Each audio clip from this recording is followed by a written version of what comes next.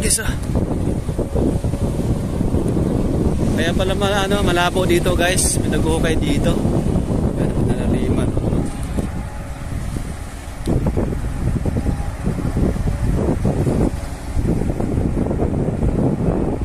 Yan.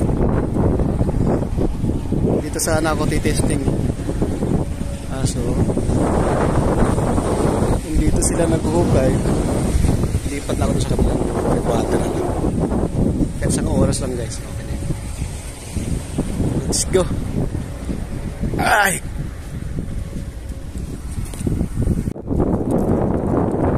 So guys, dito na ako sa kabila. Doon ako kanina, oh. May naghuhukay doon.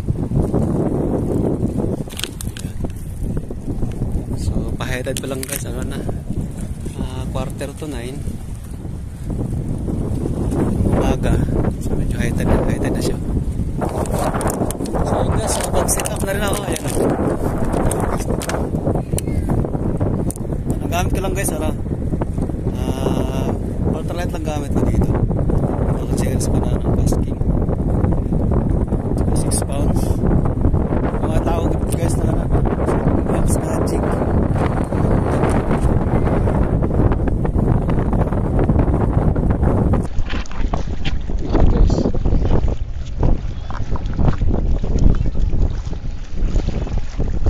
Ada mga pusa eh.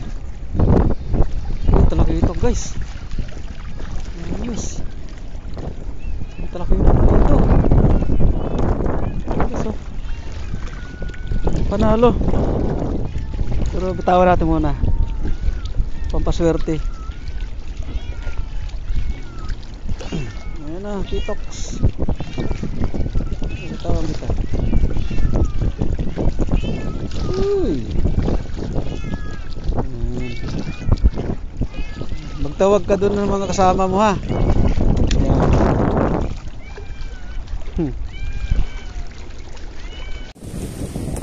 Yun guys, oh, mano talaga. Malabo yung tubig.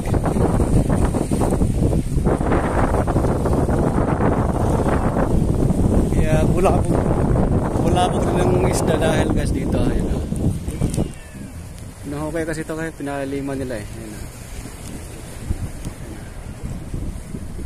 Pinalaliman nila ito yung area na to kasi bumabaw eh.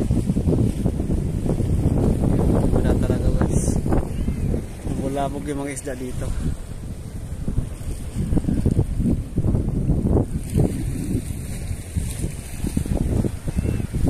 Kaya wala muna fishing dito. Wala bulabog eh dito. Oh guys, next time na ulit sa sa ibang area naman siguro pwede. Pag dito muna kasi nga may nagagawa dito eh. Ayan o. Guys, pauwi na ako. Wala talaga guys.